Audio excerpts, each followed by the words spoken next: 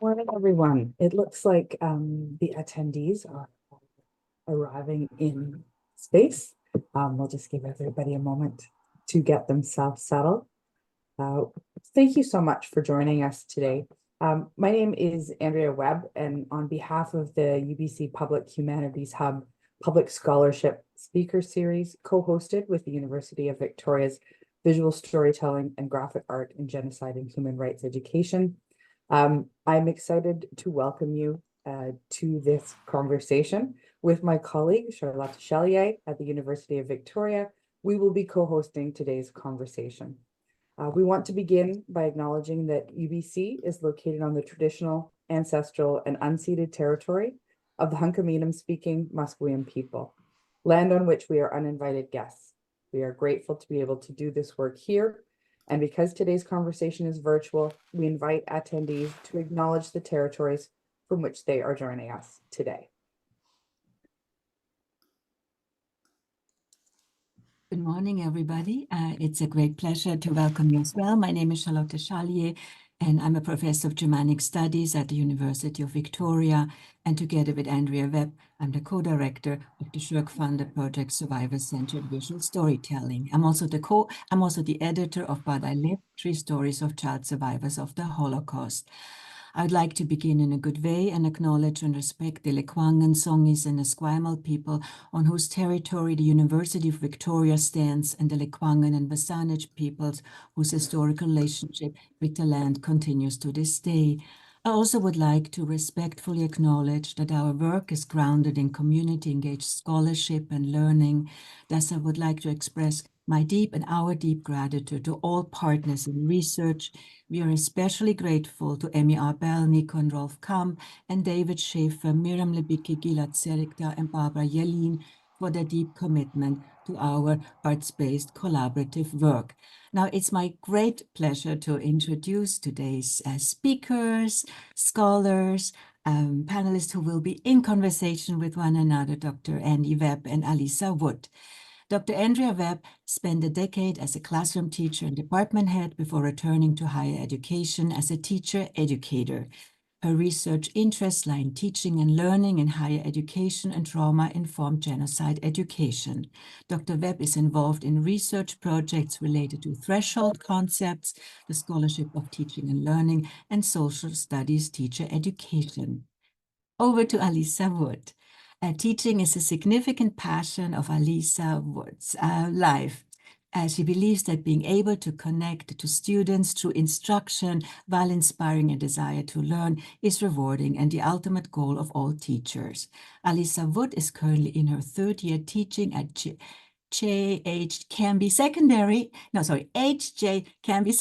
where she specializes in social studies and English.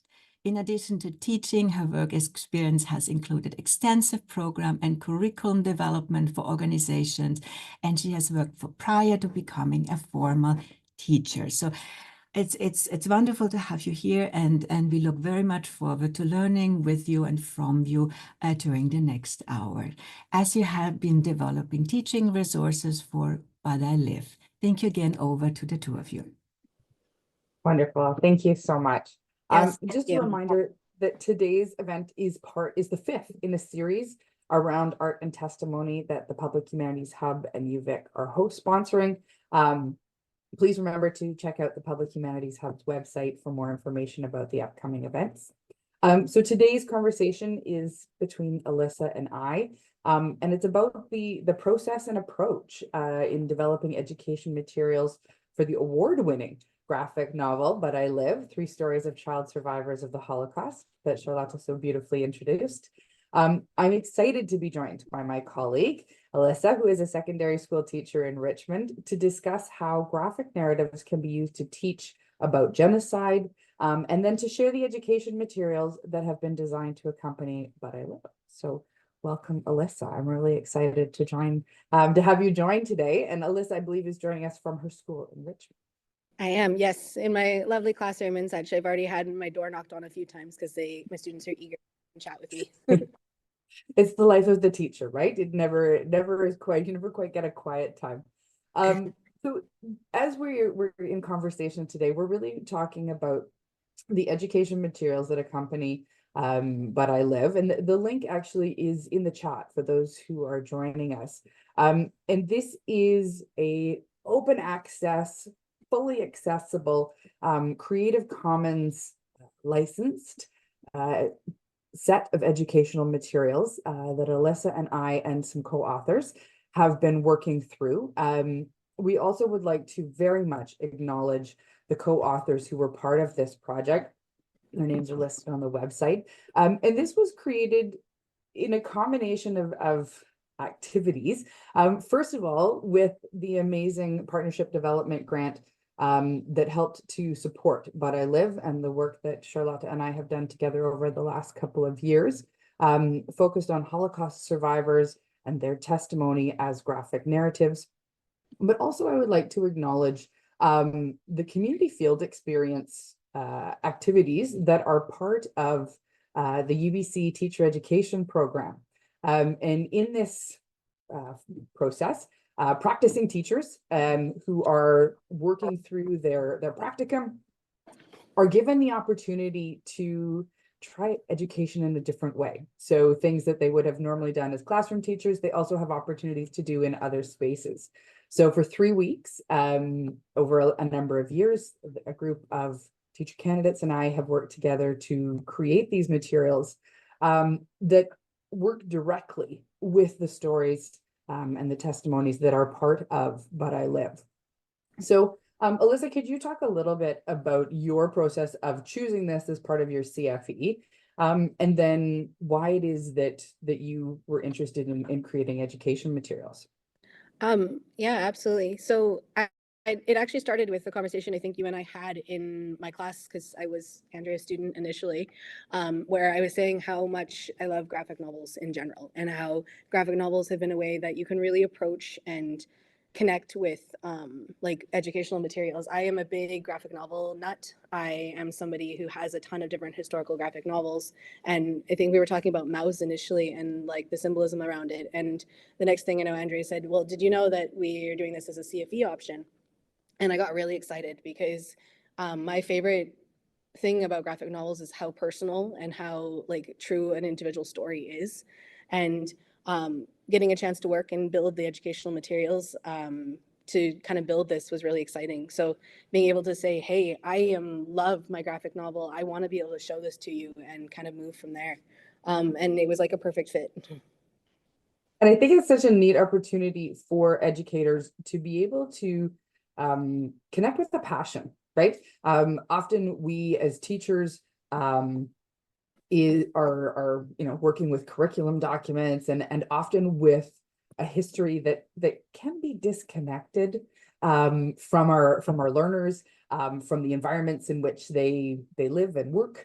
But this is very much about personalizing, connecting, giving teacher candidates the opportunity to build something that is based on their passions and the things that they are interested in.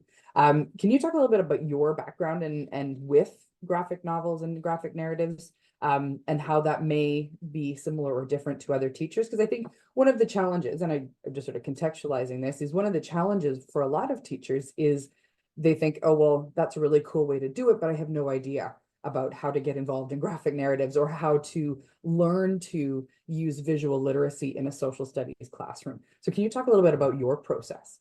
Yeah. So what kind of got me into using them as teaching materials initially was I tutored long before I became an actual teacher. And one of the things I've noticed is there's a lot of ELL students who just cannot pick up the language capacity that's needed in social studies sometimes, but they can connect to a picture. And it's a really good way to just introduce it and such. So it started with just that. Let's talk about this big topic, but let's do it in a way that you can understand it, because you might not understand the language, but you can relate to a picture. Then from there, it built kind of expanding, knowing that you can actually have quite deep depth of language in graphic novels as well too, and being able to pull out the vocabulary. I have these conversations with parents quite often. They're like, oh, but why aren't they reading novels? And I'm like, they are reading novels. There's just as much depth and contents and imagery and symbolism and all of this that you can teach within a graphic novel. Another thing that I've done too is I really look and I break down panel by panel, because a story is more than just the words on the page. A story can be the color that is added to the page. It can be the emotions. There's so much emotion in a picture. And a graphic novel in and of itself, I start just literally teaching them how to read a graphic novel, where I bring up the panels and I break down all the vocabulary. People don't realize that a graphic novel, like the placement of the images, the gutters, the vote text bubbles, how they've interacted, all of these things are deliberate and share a story. And if I just go start right at the basics and show them how to read a graphic novel, so much more depth already just comes out of that story. Yeah. Of course. Yeah, I was gonna say also too, like if you're doing something historical, yes, you need context, but it is also a way to just introduce it too, right? Like you don't need a lot of content to be able to connect to a story. Yeah. Yeah. And I think that's, that is a really interesting thing too, because one of the things that we have wrestled with when we were creating some of these education materials is how much do we provide at the beginning to help teachers understand how to work with a graphic novel or graphic narrative, or comics in general. And we've included a whole unit. So if you are a teacher on the listening in today, we have included a whole unit about how to work with graphic narratives and how to interpret some of those things, and additional resources around how to use the gutters and talk about color and mood and tone and all of those visual literacy pieces, which are really important. But if you already know that, then you can dive on into the materials themselves. And so I think about, for me, my philosophy of teaching really coming from a place of how do I support learners as they become independent learners, right? So how do we think about skills? How do we think about different ways to approach some of these topics so that they are able to do it themselves the next time around? How has your philosophy around teaching influenced how you have designed or worked with some of these materials? And I think about, the ethos of our project is around a trauma-informed approach, and a trauma-informed pedagogy. And we did have that underpinning these education materials as well. I think the root of it is you got to remember that the students aren't coming in as blank slates. They all have their own history, they all have their own story, and some of them even have their own trauma that is really relatable to these materials. Like I think in my classroom alone, like I know we have survivors from like refugees, and we have a lot of Indigenous individuals who have faced a lot of this as well too. And so they will connect to this in a really deep way and such like that too. So making sure that at the very beginning, before we even jump into something that's this heavy, is kind of acknowledging the fact that, hey, we all come from different places, we come from different experiences, and giving them ways to have a chance to step out if they need to, a way to have them say, hey, this is making me uncomfortable. Unfortunately, with history, there's no way that we can avoid these heavy topics, because if we do, then we're not going to be able to learn and grow and adapt from them. But at the same time, we also have to recognize that some people are going to be uncomfortable, but making sure that we're a safe space where we're not judging and acknowledging the fact that we all have a little bit of history that's going to connect with this is a really good place to start. Like I know I do personal check-ins with the students as we go through, and we have like I have hand gestures and things like that that allow them if they're getting overwhelmed. And we do like touch-in points at each thing. Each day we've just covered something big. Let's reflect back on how we heal. I don't know if every district has this, but like we also have like a reflect thing on our Teams channel, which is really neat for the students too. So I can even just create a mood check-in, and just something as simple as that, I can get the vibe of the classroom and go from there. Yeah. And it's really interesting. So my colleague, Dr. Shannon Levy, who has also done one of our webinars, she talks about this idea that, it's impossible almost to create a safe space, because that, that's also not how we grow. But creating this space that is brave, and it's a community of learners who care about each other, who are working together to address or to learn more about or to study or to challenge certain things with bravery and support, rather than from a position of safety. And I think that sounds, it's one of those things that you're bringing into your teaching, is a lot of those strategies that support this trauma-informed approach. So we understand that people have trauma, and that we don't want to stop talking about difficult topics because we have these challenges, but instead we want to do it in a way that is supportive and understanding, meeting people where they're at, and all of those sorts of different things. Kind of building on that too is like, you can't, almost stopping talking about the trauma too also kind of ignores their trauma as well too. You need to be able to acknowledge and move with it and stuff like that. Otherwise, if you kind of ignore it or dismiss it or avoid the topics altogether, then you're doing a disservice to them as well too, because it's almost invalidating their stories as well. Yeah, and I think that we're often surprised by the ways that young people engage with topics like the Holocaust or genocide or other difficult histories. What has surprised you when working with young people around these materials or similar other historical materials? Honestly, I would say the curiosity more than anything. Like, you don't like, I know that there's sometimes that they seem reluctant or they don't want to come in the materials, but with graphic novels specifically, I've noticed that you get a little bit of increased interest because they can now connect it to maybe their anime series, or they can connect it to a pop culture reference of some kind, because it feels like they are almost cheating when they're not reading a textbook, so to speak. And then you get them more curious and asking questions that you wouldn't have had before. Like, I even think my kiddos, I've done graphic novels with I have an 8 and 5-year-old, where we've talked about like the truth and reconciliation process and just kind of going through, and they ask these really big questions that you don't realize that even like the 8-year-old or the 5-year-old would ask. Yeah. I think, this is when it comes down to this idea of also part of the philosophy around teaching conceptually, right? So not necessarily teaching as a checkbox list of history, but this idea of understanding challenging concepts like reconciliation, testimony, truth. And I think that really does also underpin the work that we have produced, because it's about that multi-level, that high-low accessibility, but challenge in the educational materials. Yeah. Absolutely. Sorry to cut you off. So No. I was just agreeing with what you were saying. When you think about your own process of creating materials, so you have arrived in the CFE and you are about to go through the next 3 weeks to create education materials to accompany But I Live. What was part of your process? So what do you do as an educator to prepare yourself to do this work, to prepare the materials for other educators? And what was part of your process in creating the materials? So I had kind of two things that were like the forefront of my mind when I jumped into it. My first was, what did I remember from like teaching high school? What things really resonated with me and connected with me? And the other one was, hey, I'm a newbie teacher.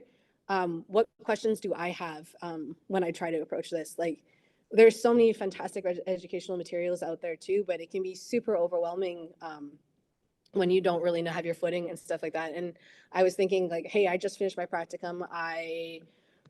These are all the questions I had, and I kept asking and stuff like that. How can I make it super clear in what I wanted to do? So starting with like what I really enjoyed, I remember I connected really well with things that were visual. I connected really well with things that were hands-on and tangent and being able to go. My specific chunk that I like to do is I actually made it so that they could create their own narrative stories, being inspired by this whole process and such. And it really helped them break down, because I had to help them kind of break down the artist's process. I had them break down color theory. I had them break down all these little things to be able to tell their own version of history, their own story and such. And then thinking of, as a newbie teacher, okay, what are these key objective pieces? What do I actually need them to take away from this, and go from there? And obviously every teacher has their own brain. Every teacher has their own way of approaching things. But as the newbie teacher who's like, oh, I really want to like be inspired by these amazing teachers that have inspired, like helped me, where can I go? And I made it as simple as I could from there. And when you keep it simple and straightforward, it's that newbie teacher can then feel really confident in what they're doing. Then that experienced teacher can go and then take that to the next level, and they can make it theirs. I think that's a really key point. It's that, when we are very aware that for some educators, this is a really challenging step, whether they are new teachers or not new teachers, right? That they have perhaps been daunted. And with the new BC mandate coming in next September, that teachers are obliged to teach the Holocaust, we want to make sure that they are doing the best possible version when they bring that into their classroom. But we also, because it's so important, this is such an important topic that we have to be bringing into the schools, that we need to be able to make sure that people can do it with confidence and with care. And so, you know, we start to think about how can this be approachable for teachers. And that, I think, is one of the things that I'm quite proud of us, that we've done a really nice job of building into the education materials, is this idea of, you know, if you are new, this is what we suggest you do. But there is lots of also flexibility and suggestion for others. Because I think that that also allows those who are a little bit more skilled, perhaps, or have a bit more content knowledge to be able to do that, to be able to engage with both the individual testimonies and the artist process. And I think those are two things that I want to get your take on as we think about this, is how do we focus on the individual testimony that underpins the graphic narrative, so really focusing on this in the survivor story, but then also thinking about that process, and you've talked a little bit about this, that the artist goes through as part of creating the graphic. So there's so many things that are happening at the same time, right? Because it's a little bit historiography in many ways, right? We have the testimony from the individual. We also, and you and I have talked about this, have these historical pieces, these contextual pieces within the book to help with that. And then we also have, you know, the artist process that is part of that. So when you sit down to teach this, what are you thinking about in each of those areas, or are you trying to integrate them all together? Well, I definitely integrate them all together, but you have to give credit to each area to be able to properly integrate it. So if I think like color theory, for example, I know you have images of the stories and stuff like that. Each artist was a really amazing, and if you can pull, my video's kind of jammed, so I don't know if you've been able to pull the images up and such, but each artist has their own take and their own different versions of colors, their own style that is able to navigate those stories. And you'll notice, like, in the story of the two boys, they yeah, you can see here, like, there's different tones and different colors based on different stages that there are, but it's very sorry, I'm getting distracted because I can see things moving on my screen.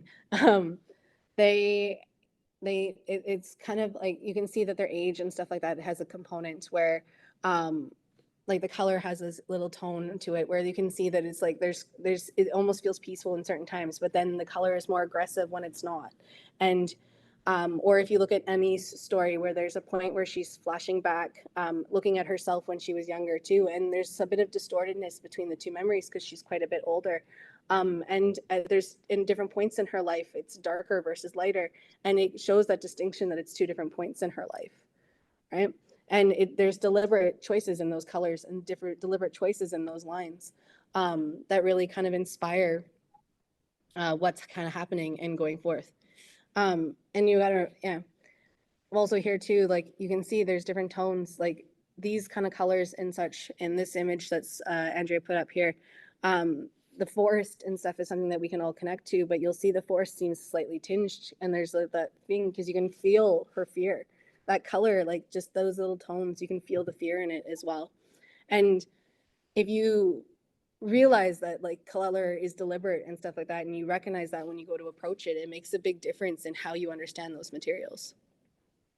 And like just throwing it out there too, because I thought of this while Andrea was talking earlier, like I know that teachers sometimes they resist teaching what they don't know and stuff like that too, but remembering too, I've literally told my students, I'm like, hey, I'm not an expert on this, I'm still learning as well too, so let's learn this together, and kind of letting them know that, hey, we don't know it all either. Students are more willing to give it a try because they don't feel like they have a fear in making mistakes either, because you'll like if I've fully admitted in front of my students I've made this mistake, let's correct this together, and it helps. Yeah, I think that's really interesting because, one of the comments when we were talking earlier, is this idea about what do people get wrong, right? And I think so much about that as a teacher educator and somebody who often, right, tries to encourage new teachers to be teaching topics like the Holocaust or genocide. That people get these things wrong because they come from a position of anxiety or fear or not understanding or lack of knowledge, and that this, helping young people engage in a very visual way, a way that connects almost immediately, that gives some sort of emotional response, is a way of helping them connect to that and the very real life humans who are this is their testimony, right? And I think that is a very powerful way to connect with them. We have videos that also are connecting, that as part of the work that's in this education resource, is also incorporating the videos that were done of the survivors and the artists working together.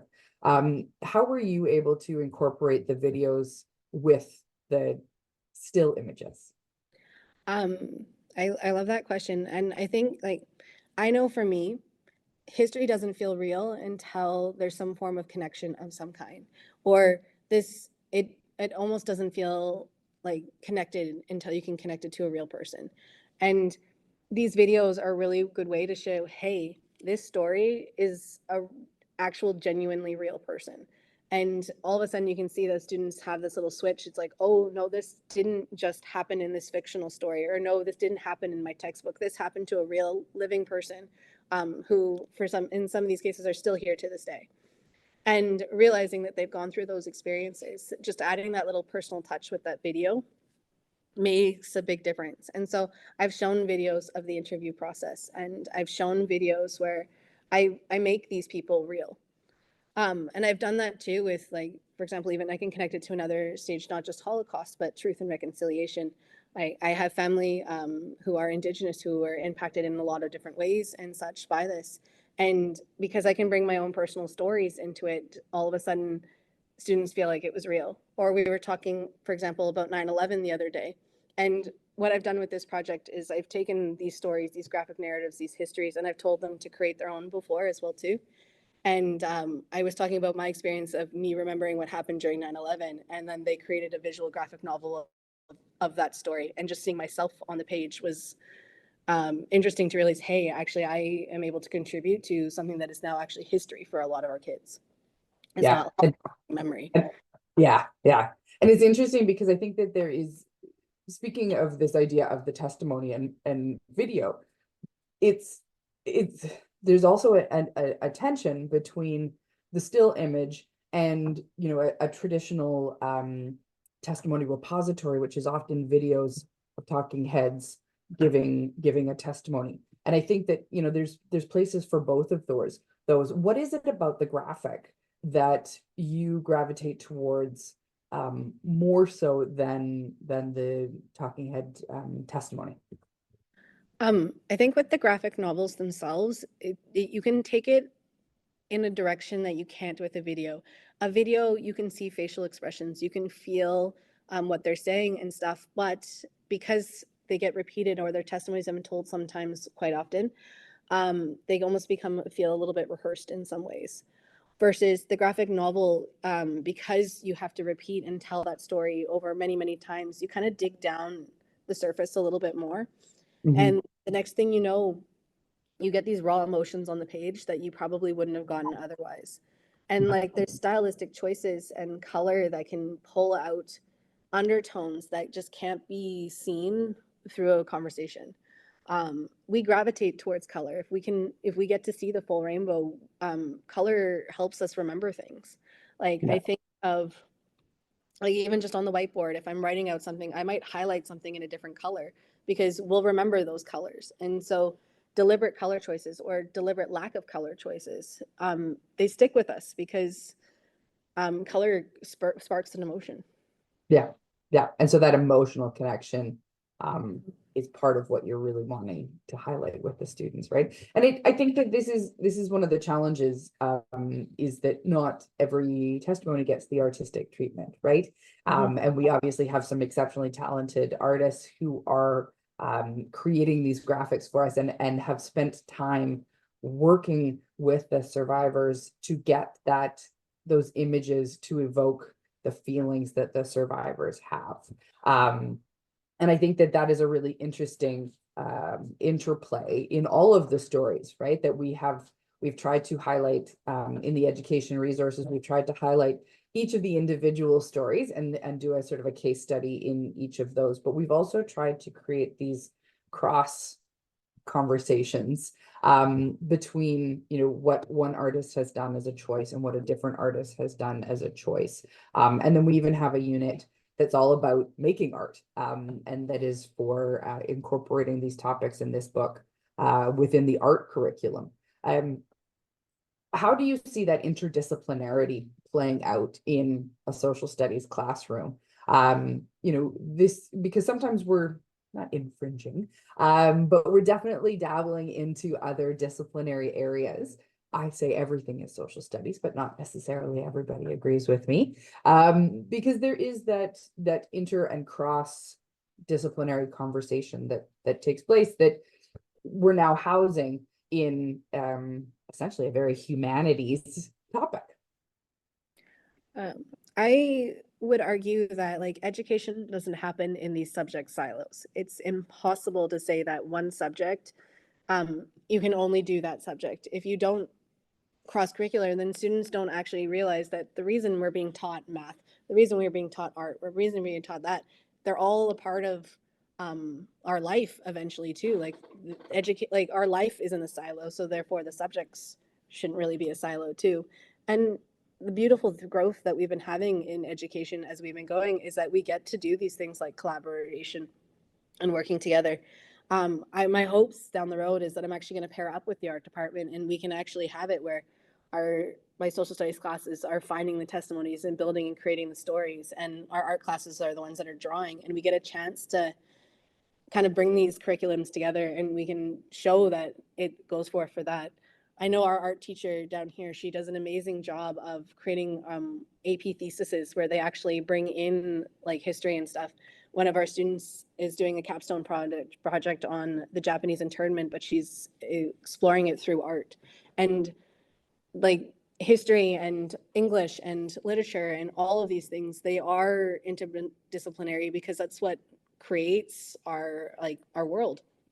And trying to kind of do teaching in a silo is impossible.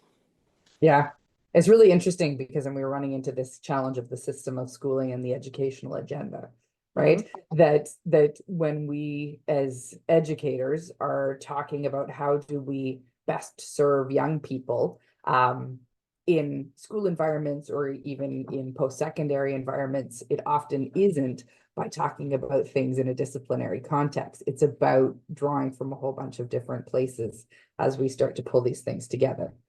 But that does have a bit of risk associated with it, right? And I think that, how do you think about managing risk in your classroom? There's some very contentious conversations that are happening in the public discourse right now. We feel very strongly about bringing these topics to young people and to our classrooms, and we try and do them in brave and respectful ways. But how do you think about or manage risk as part of teaching? Oh, that's a big question. Nothing too big for a Thursday morning. I think at the very front of it is sometimes you do need to front load with the students and stuff like that too. And I also think sometimes front loading with the parents. The biggest conversation is realizing and knowing when your district has your back and when they don't. Knowing where to push that boundary and where not to, and kind of having those conversations before jumping in is a really good way to kind of mitigate it.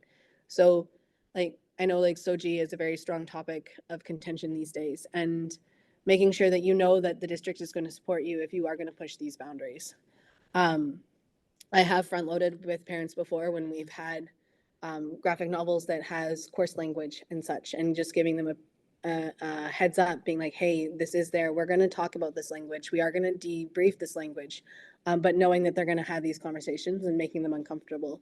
And having that preliminary conversation usually prevents that backlash on the other side. Yeah. It's interesting because I think that, this is obviously, public education is very much in the public good. And sometimes challenging conversations are in the public good. Because we're teaching young people to have the language or the fluency to be able to have some of those challenging conversations. This then leads to, conversations or questions around ethics. So what sort of ethical considerations did you bring into play when you're own designing for these education materials? Well, I definitely look a lot to the ones who have done this before and explore from there. There are topics that need to be talked about, and exploring what needs to be done. The ethical considerations at the root of it is you need to know that what is appropriate, not going too far above their maturity level. And I think that's something that that is risky, especially as an adult, when you've had a chance to really explore and deep dive, and you've explored these maybe so richly in post-secondary and such like that too. But remember that our high school students are not necessarily at the same developmental level, knowing that sometimes they see things in these huge black and white ways, and recognizing that you need to actually have those conversations and explaining kind of like the gray component of ethics. I've done ethic workshops before with my students and such. Again, because truth and reconciliation is clearly on the forefront of my mind right now, just with this weekend being what it is, and such, and like realizing that there is some gray to those components, but there is also now I've lost my train of thought, exactly what I was saying. Ethics. We're talking about how we think about the ethical considerations. But having those conversations about like, hey, yes, these are right and wrong, but realizing there's gray inside of it too. Every topic in social studies, especially with the election coming up and all of this, knowing that, hey, you might have these beliefs, but go from there, and exploring and breaking down the ethics with the students as well too. I've done I've posed ethical questions, ethical dilemmas and stuff like that, and realizing that sometimes there isn't a perfect answer is really important. But knowing, again, to make sure like you're not going too far with it, making sure you meet them at the appropriate age level that they're at, because there's going to be ways that they're not going to understand, and like kind of bring it down to their age level. Yeah, it's really interesting because, we in British Columbia are very familiar with historical thinking and the concepts of historical perspective taking and the ethical dimension are embedded in our curriculum documents. And that's not necessarily the case in other places across Canada or everywhere. But it is, I know it's, different countries around the world are adopting the tenets of historical thinking as part of their curriculum development for history or social studies. So these conversations are very much a part of what teachers are engaging with and how to bring those conversations into classrooms. You were going to say something, sorry. Yeah, I was. Like you bring up that part, like ethical judgment and stuff too, and exploring with the students how ethics do change with new knowledge. Because a lot of times students think, oh no, this is the right and wrong, and this is how it always is. But then building on it, hey, here's a little bit more piece of the puzzle. And then they realize, oh, maybe that conversation wasn't the same. And then building upon it again and realizing that our ethics can change too, as well as theirs, as they kind of build and expand on it. Yeah, it's interesting because we start to leading into this idea of, ebb and flow in history, and how teachers address so many of the challenging conceptions of the past as they engage with this. So as you're starting to think about, your own work in designing these materials and working with these materials, what are some of the things that you're really proud of? If you were to go and do a workshop on this, what would you want to bring other teachers' attention to? I am particularly proud of how they can take what they've learned, take their history and stuff like that, and they can go to the next step. One of my units I created specifically was how they can then take everything they've learned about color theory, everything they've learned about the Holocaust, and then apply it to a survivor story that they can find, and such like that. And knowing that they've learned so much and explored so much on this and then build their own graphic novels. I have done it with one of my students, and some of the things that they can produce are truly beautiful. One, because I am always blown away with the artistic talent of our students, but two, um, because they really are listening to the stories. They actually care about the stories. And I know that a big part of that is because I have a passion for these stories and to share these stories, and that they feed off of it. So I would say that's something I'm definitely particularly proud of. There's a whole unit on how to get the students to connect, build, and understand the story, and then create their own in the thing. And I would definitely say that that is what I'm quite proud of. Yeah, that's amazing. And because I think that, I have worked in Holocaust education for almost 25 years now. And that is really exciting. The fact that not only you, but you and your students together are still passionate about not only understanding the testimonies and the narratives that come out of it, but sharing that publicly. And I think that one of the things that is really exciting is that young people start to feel empowered to share the work, but also to share what they have learned in these stories. So when you have been working in your classroom with your students and they are sharing what they are learning, what are the big takeaways for you that resonates with them that was kind of unexpected or surprising? Um, I think the one big takeaway I've noticed, and I've heard this through the conversations, is that they're starting to not just relay what their parents have said. Is kind of actually the way that I've worded it before is, oh, I've always learned this because this is what I've been told again and again in my household, but like seeing it from a slightly different lens, or realizing that um, there is more than one way to kind of see a story, knowing that it's not just one big linear timeline, but there's a lot of little moving pieces and bits together.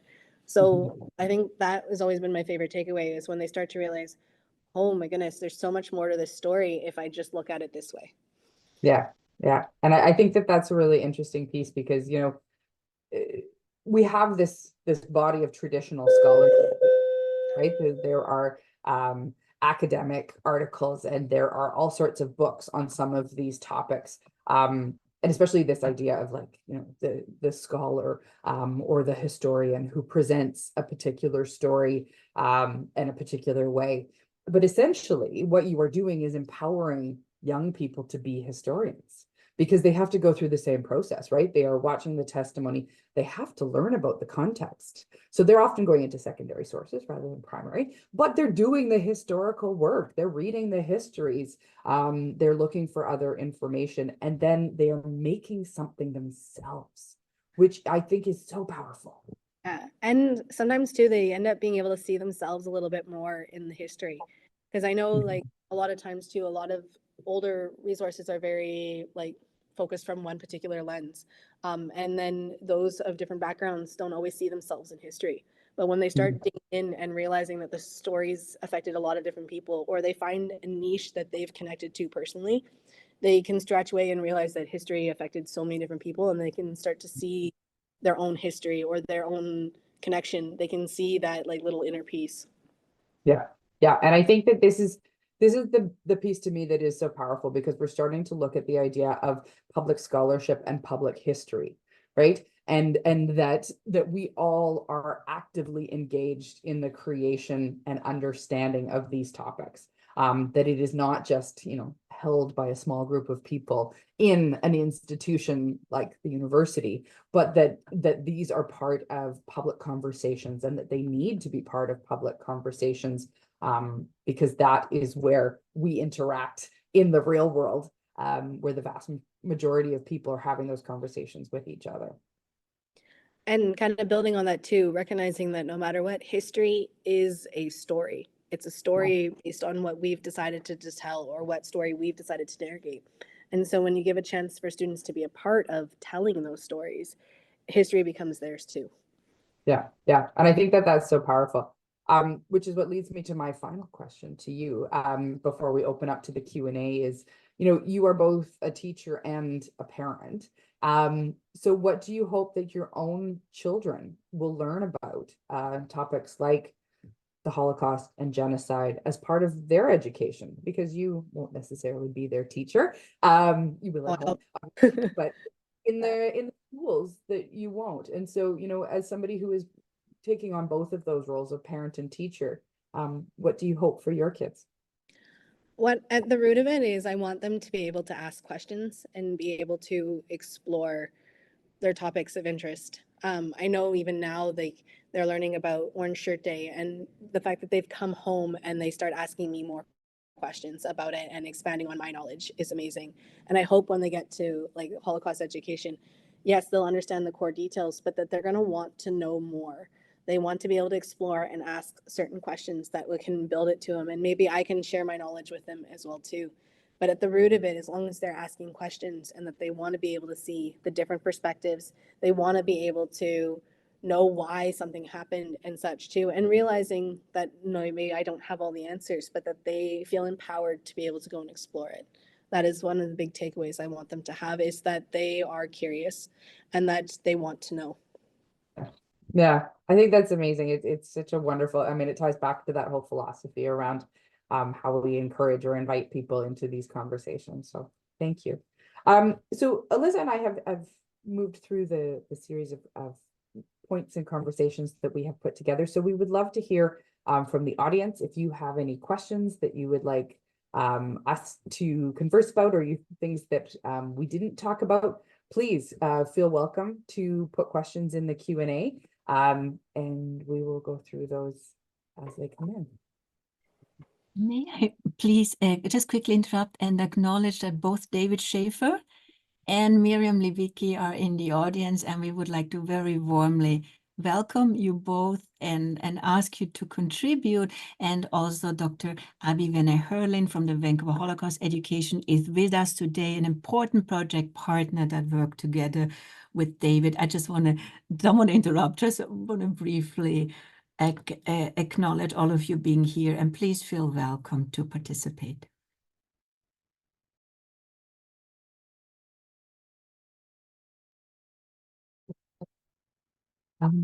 Yeah, so are there things, Alyssa, while we wait and see if there are any questions, are there things that I didn't ask about or didn't think about, things that you think were important as either part of your process in terms of creating the materials, or things that you would like other educators to know as they dive in? So again, we have shared at the top the link in the chat around the education materials. Again, they are fully open access.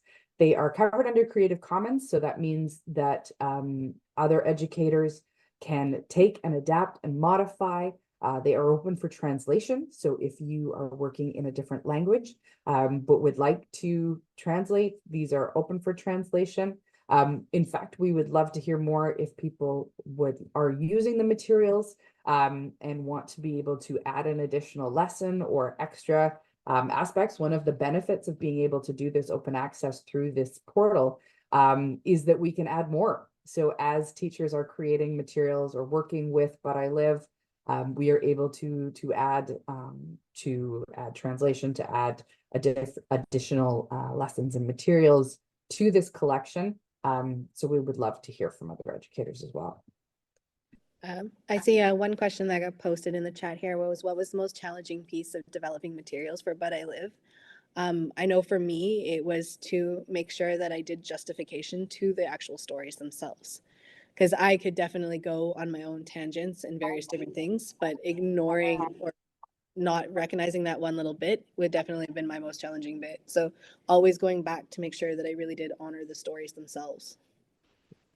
And I want to acknowledge also, and with great thanks to Miriam, because I know that one of the teacher candidates actually did an interview with Miriam about the creation of the material and her process.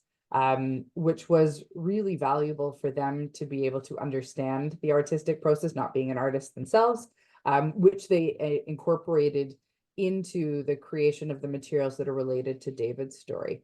And this being able to have access to the artists and to the survivors' testimonies, I think is such a profound experience for people who are creating these education materials, especially as beginning teachers, because it's, you know, you have this amazing wealth of knowledge that you get to you know, pick the brains a little bit, which really does change how people understand. So I think that, you know, Alyssa talked about using materials to understand the gutters and the design and the color theory and all of that, but being able to get it from the original person and understand their decision-making process, I think is also so powerful. Absolutely. One of the questions I can see here was, when students make their own comments, are there issues depicting violence in the work they share with each other? So far, I haven't had so many of those issues yet, but I do know that one of the challenges that they had was just how to do it in a way that accurately represented it, but didn't overwhelm them as they did it. And I know a lot of it was exploring source materials. And it was interesting seeing where they would find pictures online that they would connect to and such, and try to recreate them and go from that to make it honorable and effective. I know that some of these topics can be very heavy and they can be very empowering, but exploring just, yeah, I know they've avoided some very more violent images because they couldn't do it. So they kind of alluded to the topic and kind of did it in overarching ways. But for the most part, they really try and honor the source material. So they'll bring in a picture and they may trace it if they can and give credit, of course, to where they got the image itself. But so far, I haven't had so many challenges, but that is something to think about as I keep going forward. I think that that's really interesting because, you know, we often, without saying not nice things about social studies teachers, sometimes they use very graphic images to shock teachers or to shock young people into having that emotional response about a particular topic, right? We talked earlier about how emotional responses lead to remembering. And I think that can be really challenging because we don't necessarily, we want them to know, but we also don't want that to be the only thing they know. Mm-hmm. And I think about the testimonies that are part of these books. And even the title is, you know, about, but I live, right? That idea of living in survivorship as resistance and strength and an emphasis on these stories of these people. And I worry about that sometimes. And I think that's an interesting conversation to be having, you know, that Miriam has brought up in terms of how the students represent those experiences as well. Yeah. Go ahead, sorry. Oh, I was gonna say, I see another question here about connecting it to current genocides and current, like, and what's going on with the indigenous populations and all of that. And I would say that I definitely will. I always have connected it back to what's going on in the current day, like especially with everything going on in Israel and Palestine right now, and with and again, yeah, truth and reconciliation. I have brought in my own personal experiences with stories and such, where like where we've talked about statistics and these news articles, but then I will actually relate it to something very, very personal and tying it all back together about how that personal story is how we really understand and build that connection. I also have experience with working in the downtown east side before I was a teacher. That's where I did a lot of my not-for-profit work. And knowing that if you just sit down and listen to somebody talk, them being able to share their story is so important. And I connected to our students. Some of them have family right now back in Israel and back in Palestine who are being individually affected, and giving them an opportunity to be able to share their story or their connection is really important as well. I also there's a comment here, this says, you know, thinking about this own person's work regarding curriculum around Myanmar, and needing to be careful about how things were or are presented to ensure that learners are not made unsafe by taking home ideas or understandings that families or communities don't want to acknowledge, right? Or could punish, is I believe the word they've used, or could place them, families, communities at risk. And it's, I mean, it's this often a very challenging space as teachers to be thinking about what do we present in classrooms that we feel a responsibility to engage with or to teach about, but also recognizing that the home environment or the community environment may not have the same opinions. Have you addressed any of that? I will definitely say at the root of it is making sure you actually take the time to build relationships with your students in and of themselves. I know that I couldn't teach the topics that I do without take the time at the beginning of my semester to know a little bit about each of those students. And yeah, sometimes you can do the get to know you or the various different things and such, and even just the get to know you is sometimes triggering, but really connecting with the students one-on-one makes a big difference, because otherwise when you go home, if you approach a new subject and you challenge, I always have to lay that foundation, being like, I might have an idea that's different. Other teachers in my school might have an idea that's different. I'm not saying that I am perfect and know all, and I think that helps with the students as well too. So if they feel resistance to an idea, they know that that resistance is okay.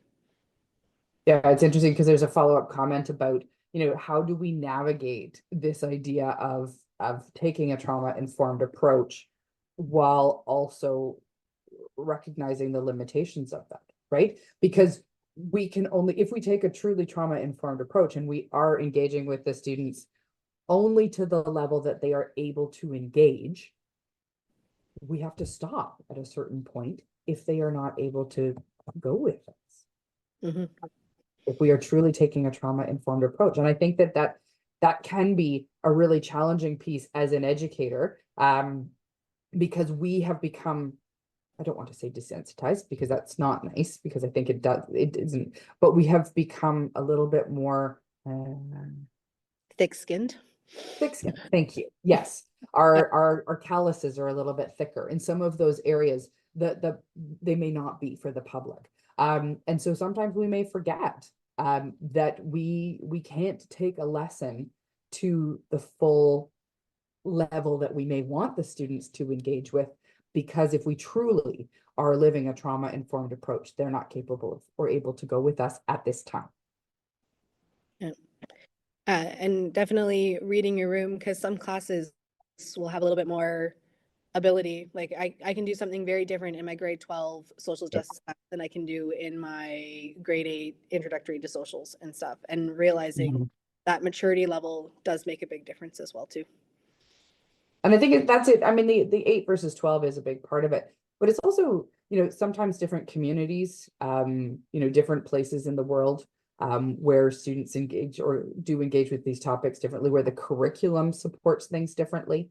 And this is something I think about a lot in how we are going to deal with different decisions in British Columbia and across Canada and around the world, where different topics come into the curriculum at sometimes a very young age, or an age where I may not be totally comfortable having those same sort of deep conversations with our students, that we have to, again, drawing on that trauma-informed approach is both going to tell us where we have to stop and how far we can continue to go in those conversations.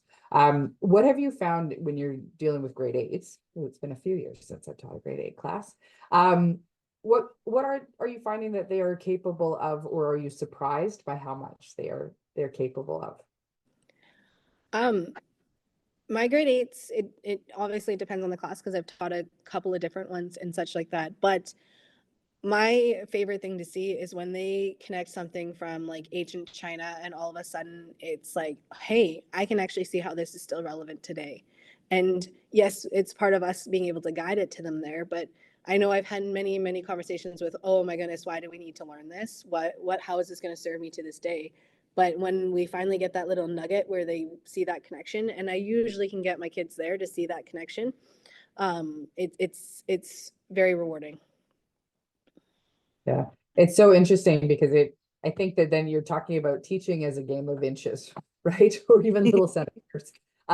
It's, it's not the broad strokes where we say this is the swath of history, but we're actually working for weeks, months, days to try and connect that little nugget with the kid who is then going to have a slightly different take on something than they did before.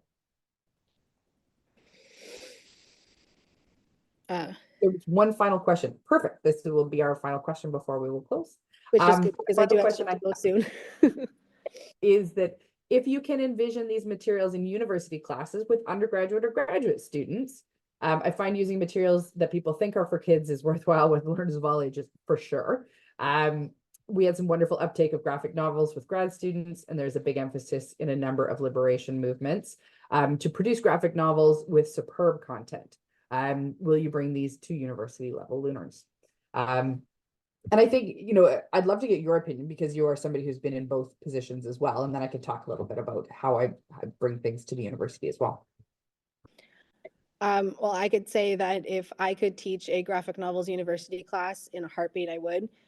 There's so much that you can do with these resources and such.